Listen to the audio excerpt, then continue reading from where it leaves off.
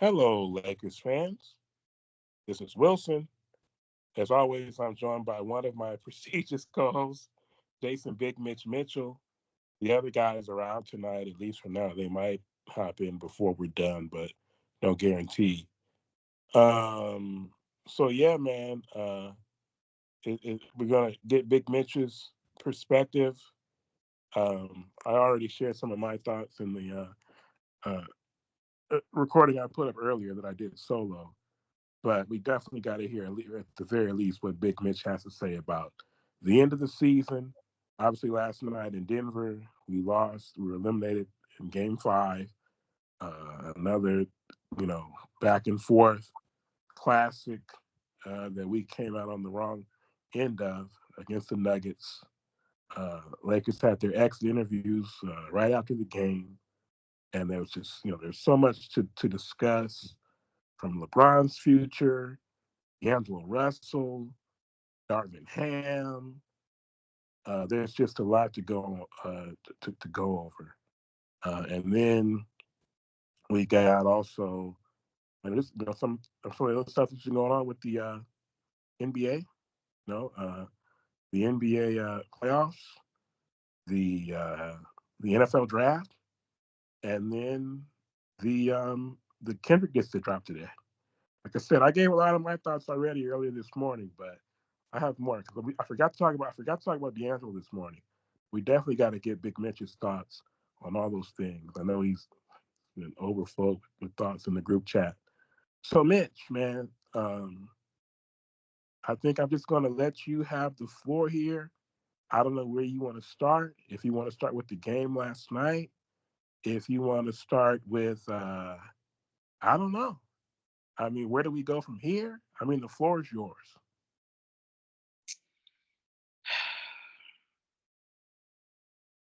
These Lakers. These damn Lakers.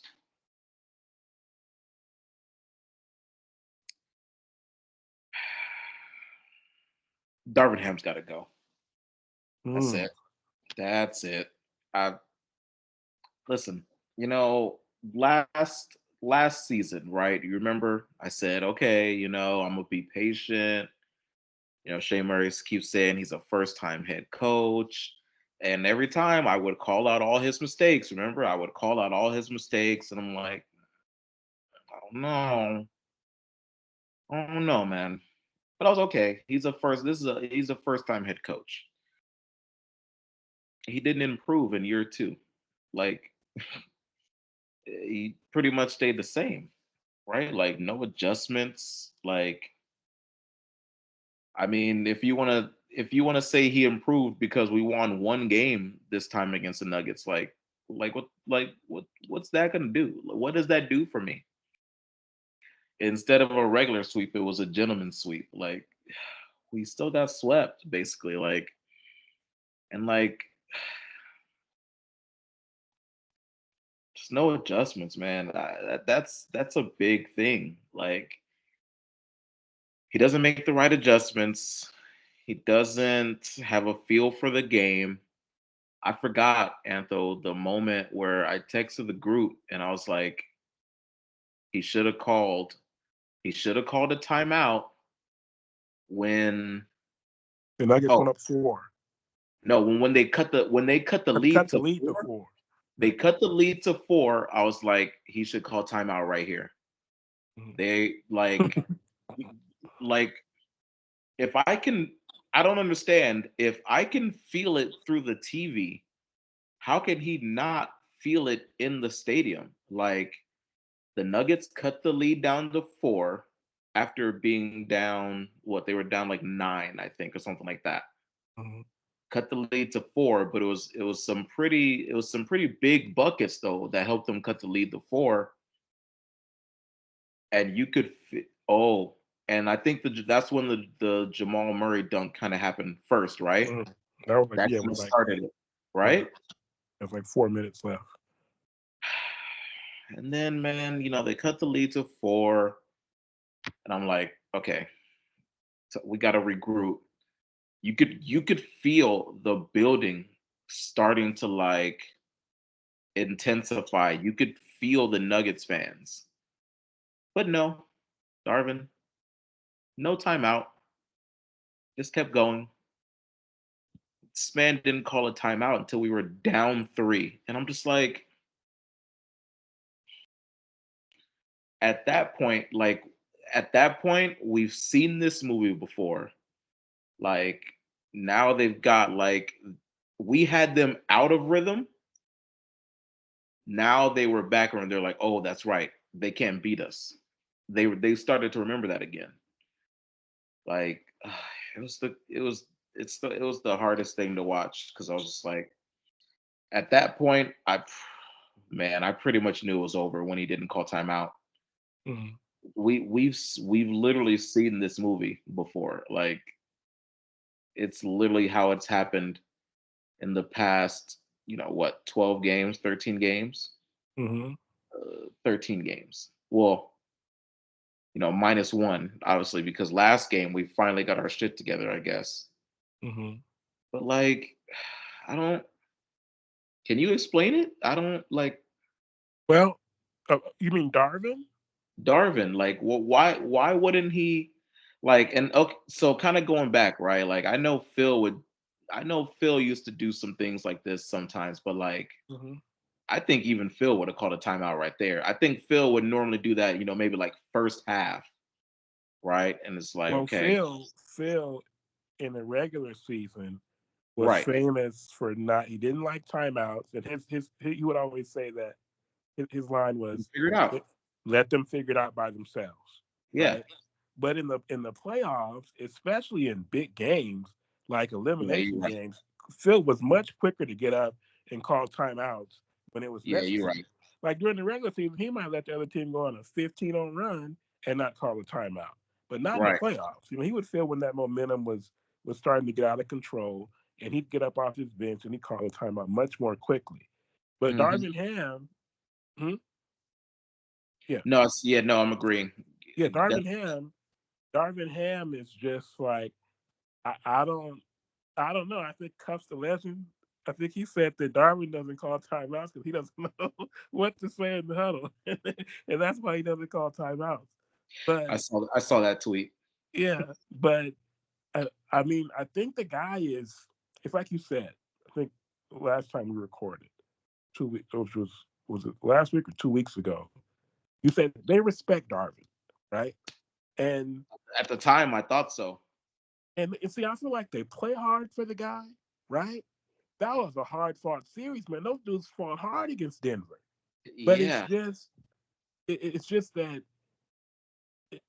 I mean Denver, like I said, they're the Kansas City Chiefs of basketball, meaning they find a way just to win. they just don't. But and it's amazing to me. They'll be like, okay, so if you go and you go, all right, 5 minutes left in the game, each team is going to get 15 possessions, right, to score. The Yeah, Lakers might score on 14 of those 15 possessions, and they'll lose the game because the Nuggets will score on all 15 if they have to.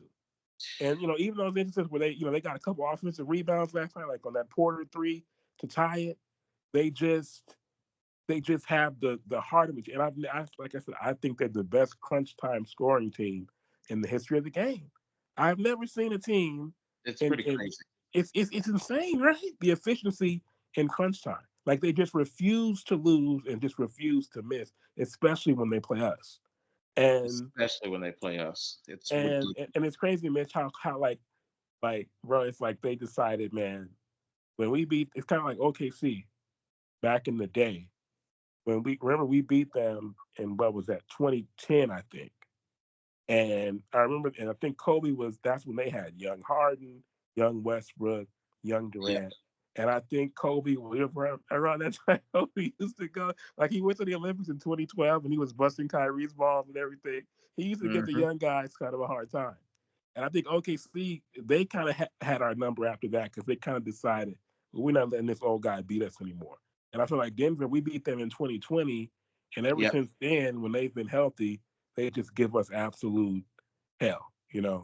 Um, Man. but my next question would be if Darwin and there was a much circulated post article, or rather, right up in the story in the Athletic by Yvonne Buha, Sam Amick, and Shams, and they were saying that Darvin, it doesn't seem likely that he'll be retained. I know he said last night, like he said, I can tell you one thing, man. It's been a hell of a 2 years in this seat, which kind of, did you see that? um, I saw some of his quotes, but it's like, a lot of the quotes that I saw from Darvin are just like he knows, like he knows what time it is, like he may not agree in his heart of hearts. He probably actually thinks he's a good coach, right? Like, but like, bro, come on. Like these are, he's making crucial mistakes, man. Like not calling timeouts when you should.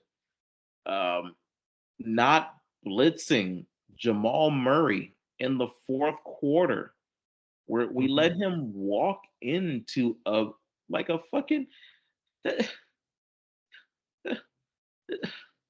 a baby jumper. Mhm.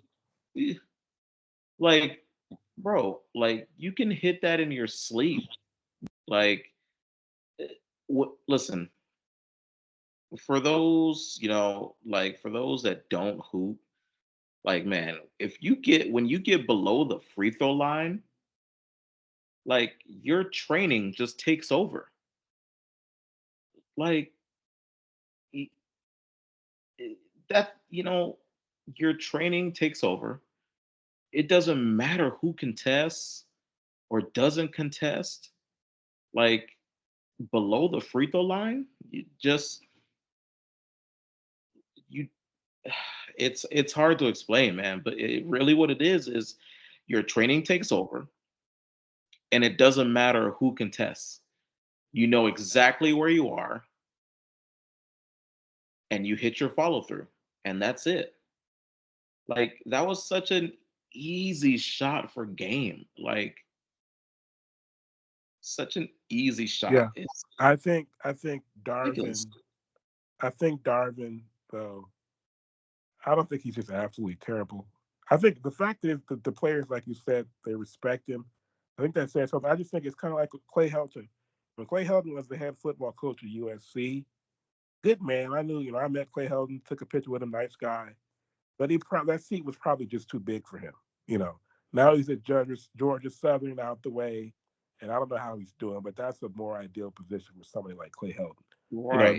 They replaced Clay Helton with Lincoln Riley, right? That's the type of person who should be coaching USC football, right?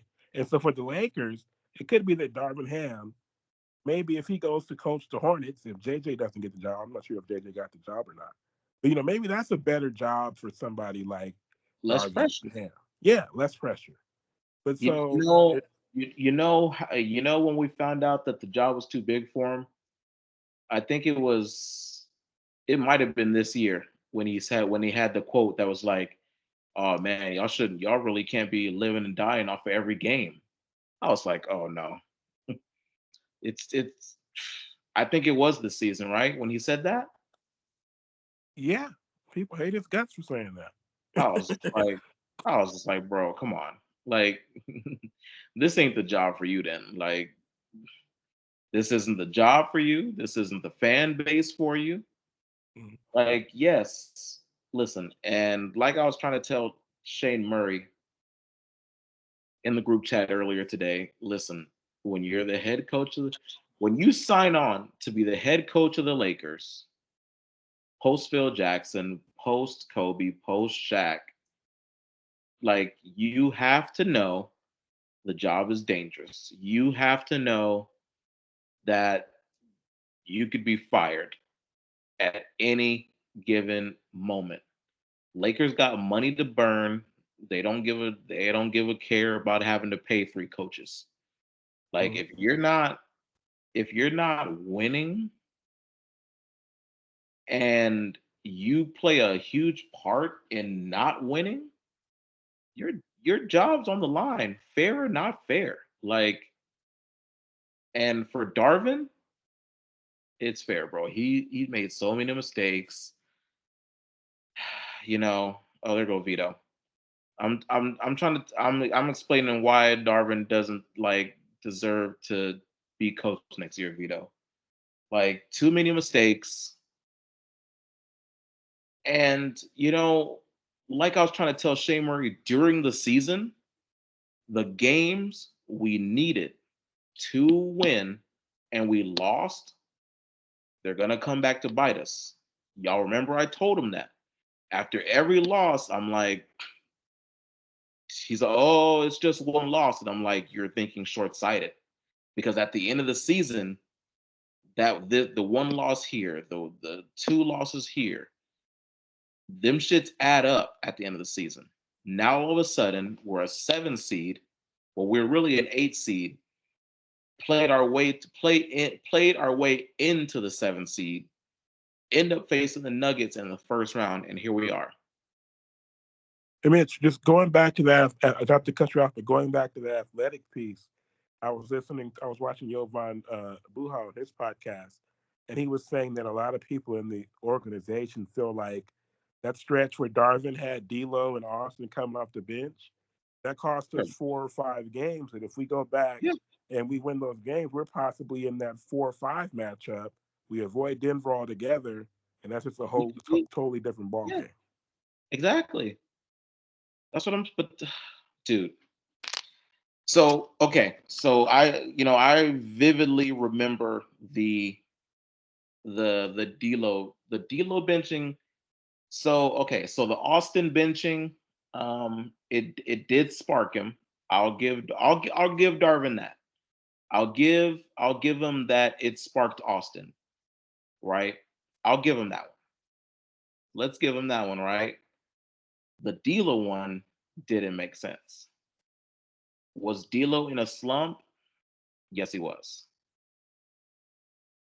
But I think it was the Minnesota game. He finally woke up in that fourth quarter, if y'all remember. And then it was like, okay, okay. You know what? Okay, D'Lo's back. And then he still brings him off the bench. And I was like, no, not now. Like, he just found his rhythm. Right. And then D'Lo balled it off the bench. And I'm like, well, yeah, because he found his stroke at the end of last game. Like, of course he's balling out right now. But I'll be fair. Even though Shea Murray's not here yet, I'll be fair to Darvin. I'll give him that it sparked Austin. It probably pissed Austin off, and he started hooping the way he was supposed to hoop again. But the D'Lo one made no sense, and we never looked up, man. But I mean, I remember at the beginning of the season, I know Rui missed some games, but when Rui came back, he was coming off the bench too, wasn't he? I think Like, so. To start. I'm pretty sure he was still starting. Yeah, I'm pretty sure Rui was still coming off the bench and he was still starting Torian Prince. So it's Yeah. just like it's just it's just stuff like that, man. All through the season. Like you said, 4 or 5, shit, maybe 10 games, bro. Like maybe 10 games that we possibly could have been like one. We could have been a top seed. We should have been a top seed.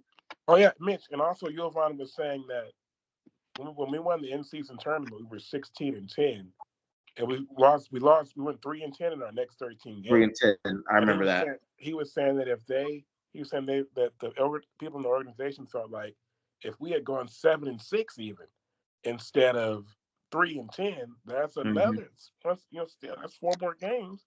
That puts us to 51. You know, we're in that 4 or 5 matchup. We're playing the Clippers. So Yeah, I don't. And Clippers with who Kawhi is like in and out, and they only winning when Kawhi doesn't play. And we I know, matched up. right, We played well against the Clippers this year. bro? Listen, yeah, that's the other stretch that pissed me off coming out of the in season tournament. Like, what the hell was their problem? Like we didn't win shit yet. Like in season tournament don't mean shit. Like, okay, you helped out your boys, and got them paid and everything, but like that don't mean shit, man. This the Lakers. Like, we're here for the real banner. Like, nobody cares. Nobody cares about the in-season tournament. Ain't nobody talking about in-season tournament right now. So like, I don't know, man. Like what was Darvin saying in the locker room? Like, it's like some shit needed to change after the in-season tournament, bro. Like, the message needed to change or something, man. Because there was just there's so many opportunities throughout the season here and there, right? We got blown by Houston, what, twice? We got blown by the Hawks down the stretch with no Trae Young. We lost the game to the damn Spurs. Bro, the games we needed, man, they were everywhere. It's the craziest thing to me. And then he wondered, and then Shane Murray and Darvin Ham wonder why Laker fans live and die off of every loss. Like this is why, man. This is why. All right, The let me only let me let me get Vito's, because we've been going in on Darvin now for 20 minutes. Let me get Vito's thoughts on whether the Lakers should retain Darvin Ham or whether he deserves to have coached his last game as the Lakers head coach. Um, I gotta say, I 100% agree with everything Jason just said. Everything, Jay. I agree. Okay. I mean, I don't want to repeat your sentiment, but that sums the season up. Taking big, taking early losses. Well, I don't want to say early losses, but taking meaningless losses. You know, where they came back to bite us. That's all I can really say about it. I don't want to go too much in detail about the coaching or the lineups or the slumps, because those are just parts of the season, yeah. everyday life, everyday life of a professional player. But yeah, Jay, maybe we could have won a couple of those games that would have, uh, put us over, or gave us a better seeding, playoff seeding. Or you could probably say, hey, we're not trying to run from the smoke, but you know, it's it's uh it's a statistical fact right now that we can beat everybody in the league but the Nuggets. So if you know your future playoff scenario, I would have I wouldn't have mind us taking a L to the Pelicans. Just me. Not saying that you're trying to duck or dodge, but I mean, don't write your own was that obituary? Obituary, yeah. Don't write it if you don't have to. um, we could have came out, played competitive against the Pelicans, but I don't think we didn't have to win that game. But since we did, and we want to talk about something positive that happened, was you know, we were a basket and two two lead changes away, two leads away from being 3-1. Oh, fucking hell, man. It's crazy. So we actually played those guys. We played the Nuggets very well. We just didn't close it out, and that's just what it is. That's it. That's it. Good. Hopefully we come back next season and make some changes with the roster if we can, and always get better. That's the point of it, is just to get better. Do So we I know. So I know Vando. What do y'all think about this? Right. So I know Vando's coming off a long stretch, right? But like Gabe Vincent played only 8 minutes. Y'all don't think maybe Vando could have got those 8 minutes? What do y'all think? Am I crazy? Like, I mean, I guess if he was active, why not play him? Why activate him if he's not going to play? that's what I'm But saying, man. For eight we, minutes, I mean, we could have put him on Murray. especially kind of down the stretch, right? Maybe a couple plays down the stretch, like. But Mitch, I want to close the Darvin Ham thing. I just want to ask because I said earlier, it's kind of like what I said talking, a few minutes ago. I feel like the head coach of the Lakers should be somebody who's like a Phil Jackson, like a Pat Riley, meaning a larger than life type figure who can handle the pressure that Yeah, comes with being the Lakers head coach. Somebody it who just has it takes a certain amount of like ego to really no, for handle this sure. job. And so Here we I'm go. I was thinking, I always said historically, I always looked at Mark Jackson, still out there, but he's doing a podcast now. So is JJ, and JJ might get the Hornets job. And then John Calipari, of course, just left Kentucky for Arkansas. Those are two names or two guys I feel like they have enough self assuredness and ego to handle this job. But if Darvin Ham is let go, Mitch, who are some guys that you would like to see perhaps the Lakers consider if there's anybody?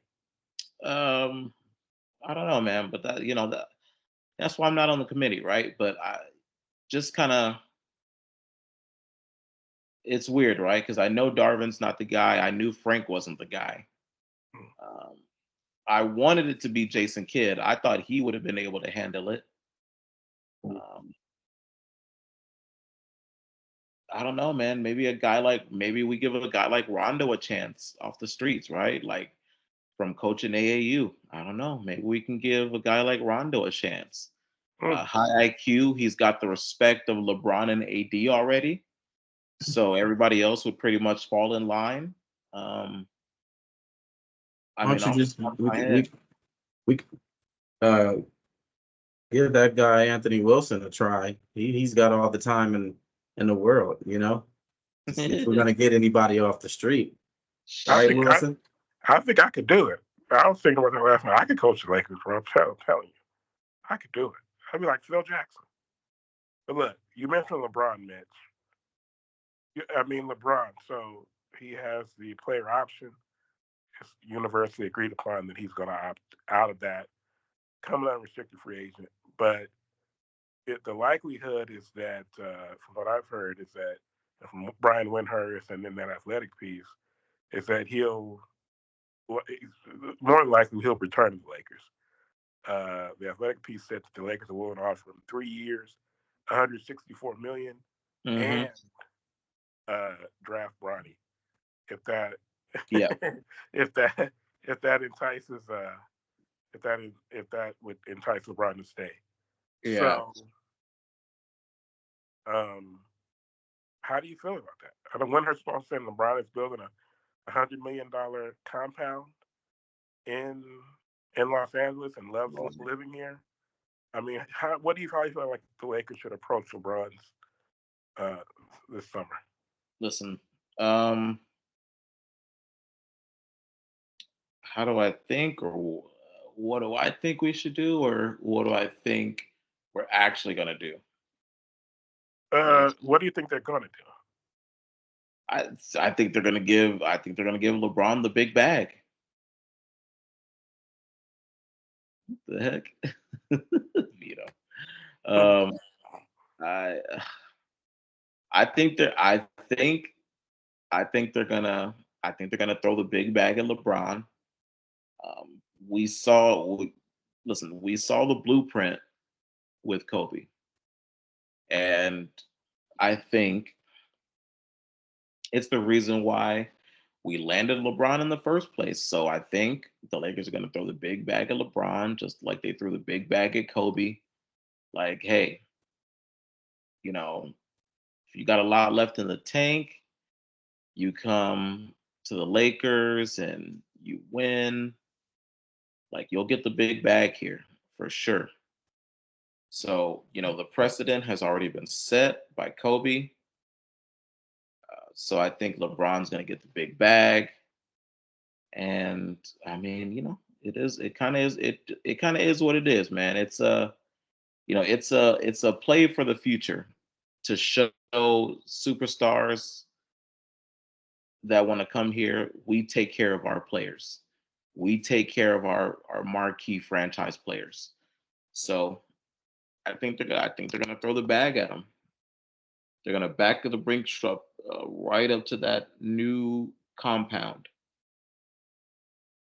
And D'Angelo, he has a player option, and he said after the game that he's going to use his leverage this summer. I think his next year he was due to make 18 million, but he's expected to opt out. Do you hope to see him return? Do you hope that they resign? Maybe a possible sign and trade. How do you feel about Trae Young or Donovan Mitchell? Uh, Um, so I if was you have, actually talking. go ahead. Yeah, no, I was actually talking to Greg about this, right? And so Donovan Mitchell, definitely hell no. Hell, like, no, he would not fit. And it's not because of anything wrong with Donovan Mitchell per se.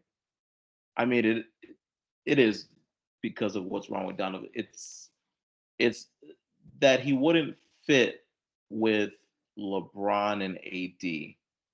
I could see Donovan Mitchell coming here and then playing like Spencer Dinwiddie. You know what I mean? Like, kind of lost, unsure of like who he is in this role, um, and just kind of forgetting who the heck he is, type of thing. Maybe not to the extent of Spencer Dinwiddie, but something to the effect like that. So Donovan Mitchell definitely not feeling that fit with LeBron and AD. Now Trae Young is interesting. Um,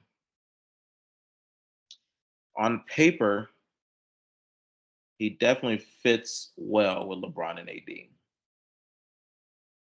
So I think my only question mark would be is that he does need the ball a lot. So how would that work with him and LeBron?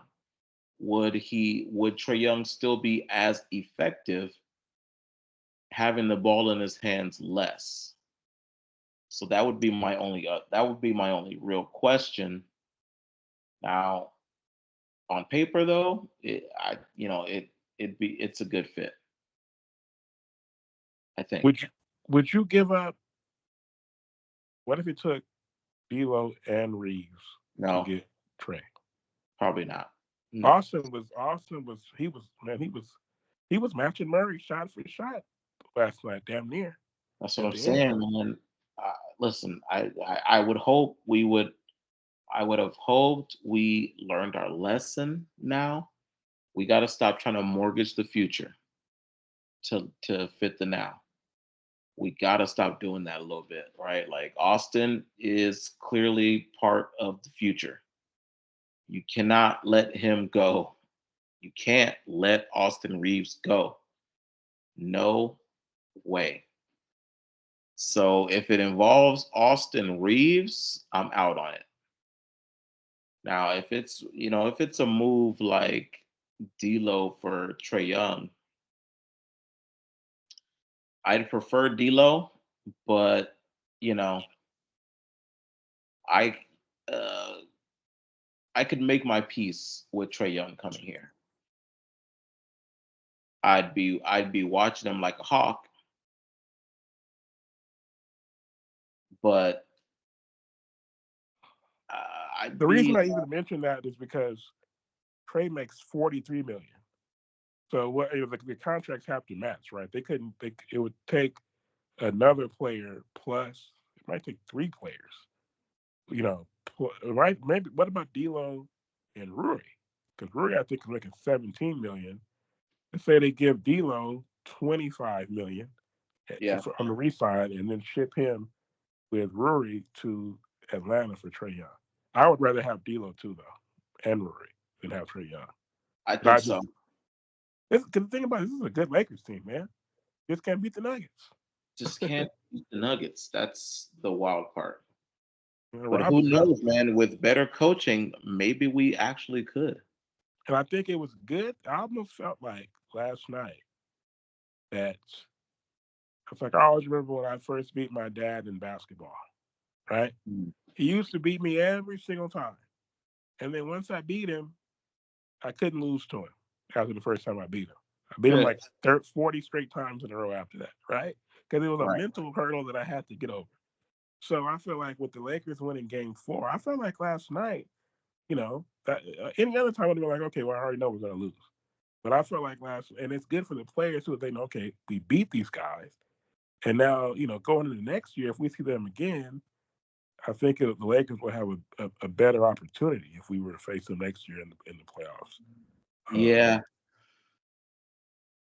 I mean, I Um, would hope so. all right. Because So it's getting embarrassing out there. Like, golly. we covered now. So we talked about Darvin. They should go. Talked about LeBron. Talked about D'Lo.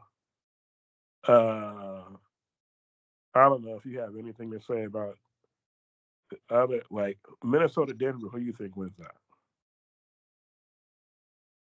that? Minnesota, Minnesota, Phoenix. I'm actually No, pretty Denver. surprised.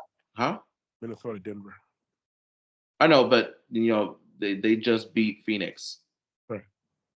Um, I was actually surprised, honestly. I honestly thought Phoenix had another gear that they would be able to hit, and they didn't because they got fucking swept. So, um, I shout out to the T Wolves, man. I wasn't familiar with y'all game, man. I'm so sorry. You picked the So Suns, didn't you? no, yeah, I picked the Suns. Remember, I picked the Suns. Mm-hmm. I think I said like Suns in 6 or something like that, and boy was I wrong. That's okay though. It'd be like that. I mean, shit. I also picked the Lakers in 7. You know, Mm-hmm. and shit. If they would have won yesterday, it would have had to go 7. If we would have wanted to win the series, it would have had to be in 7. And I told y'all. But um, so now, it's Minnesota, Denver. Um, I obviously am gonna go pick the Nuggets. Mm-hmm. So this should be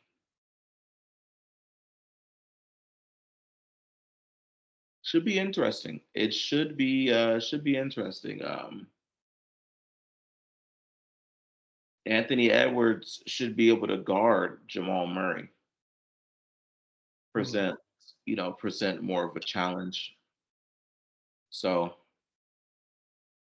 we'll see what Denver's able to do, but I mean, I can't pick against the champs, especially after they gave us the gentleman's sweep. Right. So I'm not. I got Nuggets. I got Nuggets over Wolves in the next round. And then Clippers, Mavericks. That's 2-2. They play Game 5 tomorrow. OKC swept the Pelicans. Yep. We should. Who knows how that Clippers matter? We probably should just wait and see how that plays out before we even. Unless you have Yeah. anything to say. No. Yeah. So okay. So I wanted to get your thoughts on a couple of NFL draft related things as we transition. Number one, the Vikings drafting JJ McCarthy. I'm not sure how familiar you are with this game. I don't know why JJ McCarthy rolls up the the draft board like that. I didn't get that. To me, that's like Daniel Jones going Ooh. to the Giants at number 3. I didn't get that. He was a game manager in college. Now, of course, he's in the best possible situation to succeed because he'll be throwing to Justin Jefferson and Yep. Jordan Addison. But I don't know. I just didn't really understand that. But how are you feeling about it? Um, like you mentioned, not super familiar with his game. Um, from my perspective, obviously on on the way outside looking in, it seemed like this was the guy high on the Vikings draft board, but they also felt like they didn't need to move up to get him. They felt like they could get him where they were. So, and obviously, well, technically speaking, they did move up. They moved up one spot. They traded from 11 to 10, which, I mean, I don't know. I don't know why. The Jets weren't taking a quarterback, so I don't know why we moved up one spot, but um, yeah, not too familiar with his game. But again, it seems like this is who the front office wanted. Uh, this is Kevin O'Connell's first opportunity to be able to, pick his quarterback of the future. So, this is supposed to be his guy. He's supposed to be the quarterback whisperer. So we gonna see. We gonna see. So JJ, welcome to Minnesota. Let's get it going, man. Let's make lemonade. You know what I mean? All right. I was going to ask you about Kirk, but really, I guess Kirk is really no longer your concern. Right? He got if I he got proves words. I do got words for Kirk. Listen, Kirk. So here's what happened, right? So I think we all know what happened. The Falcons were selfish and they took Michael Penix Jr. with the eighth pick, which so before that's who I wanted the Vikings to take. I wanted the Vikings to take Penix because I felt like if he lasted to like 9 or 10, it's like, okay, well, yeah, if he lasts till then, you almost gotta take him. Um, but Falcons were selfish. I read a report that it's basically a situation where they wanted to kind of mimic what the Packers did, and they saw a guy that they liked. They have a high draft pick, obviously knowing that they just signed Kirk. Uh, but I mean, and quarterbacks that you really fall in love with don't come in every draft. So they took him pretty early. They took him early in the draft, and they took him, early for them, having just signed Kirk Cousins. Now, listen, Kirk. I think we've all heard the reports that Kirk is upset, his camp is upset, and everything like that. And it's like, oh, so you're mad. I don't understand it because, well, Kirk is actually mad because the Falcons pretty much probably weren't upfront with him. Um, I read that he thought it was a possibility, but he was surprised when they took a quarterback in the first round. And it's like, if you're asking me, do I feel bad for Kirk? I don't, because this is the path he chose. He chose to go to the Falcons. So apparently the Vikings messed up by being upfront with Kirk. Like, the Vikings probably told him, here's how much we're going to offer you. You'll still be our starter, but we're going to take a quarterback with our first round pick. And the Vikings were probably upfront with him. And he was like, well, the Falcons over here, they're offering me even more money, and we're not going to take a quarterback in the first round. So, Kirk is upset because he got lied to by the new girl when he should have just stuck with, who been loyal to him. So I don't feel bad for Kirk. He got by the new girl, but even more than that, he's getting $100 million guaranteed. And I'm sure that had a big thing that played a big part in him choosing the Falcons over the Vikings, because Lord knows we were not offering him that much guaranteed. So I don't feel bad for Kirk. He's getting $100 million guaranteed. I also don't feel bad for Kirk because if Kirk plays the way that Kirk can play, Michael Penix he'll still be on the bench. Um, I predict that the Falcons will definitely easily be in the race to win the NFC South. So, I mean, yeah, I don't feel bad for Kirk. He got his money. He still has his spot, and he'll have his spot as long as he plays the way he can play. So sorry, Kirk, I don't feel bad for you. Like he's got first world problems. You know what I mean? Like, for me predicting that, and furthermore, like if they're in the race for the NFC South, he'll definitely continue to start because um, they would. The only reason they would probably start Penix in like his first or second year is if the Falcons are doing terribly.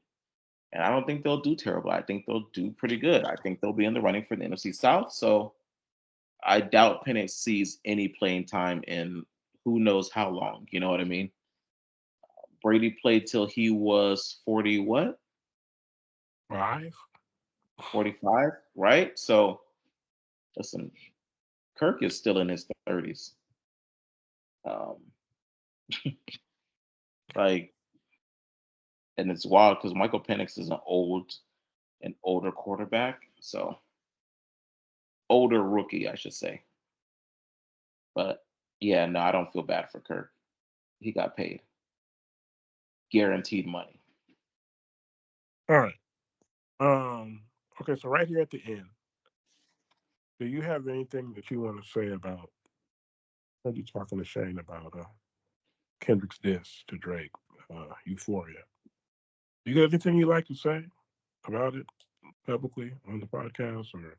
Listen, King Kendrick has ruined Drake in this battle. Um, not in like not in like real life, man. Not in like real life, just because Drake isn't a battle rapper like that. So like, Drake can get in all these beefs and he can drop a few beefs. Like he can lose a beef and he'll still be just as popular. So, oh well, Drake got flamed. Kendrick dropped him with that Euphoria. Like it's lines in Euphoria. You just clutch your pearls like my word type of thing. So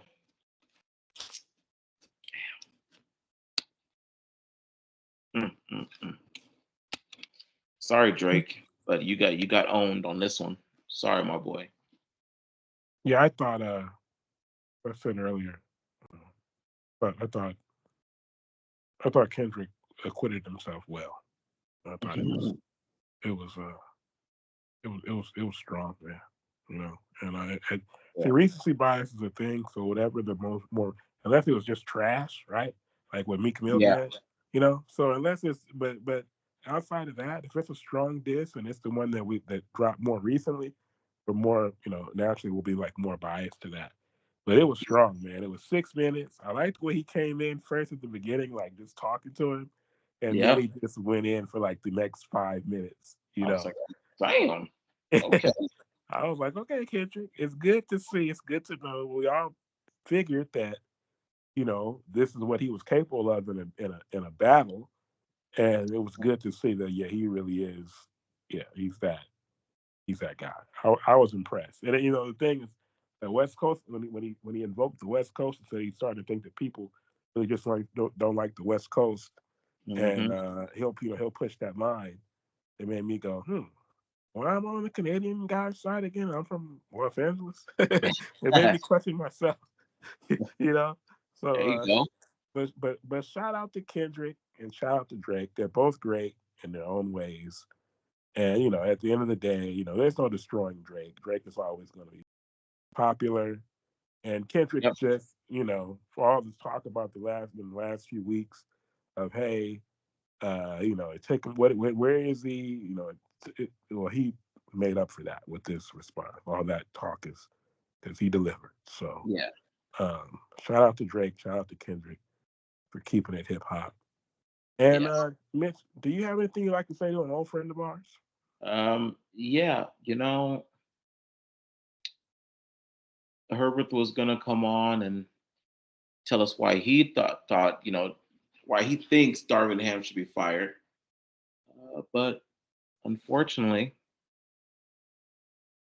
due to Shane Murray, I mean, I know he's not here, but somehow it's got to still be his fault. Um, In absentia, it's still his fault. yeah, sure. So sorry, Herbert, we ran out of time. Right. All right. So,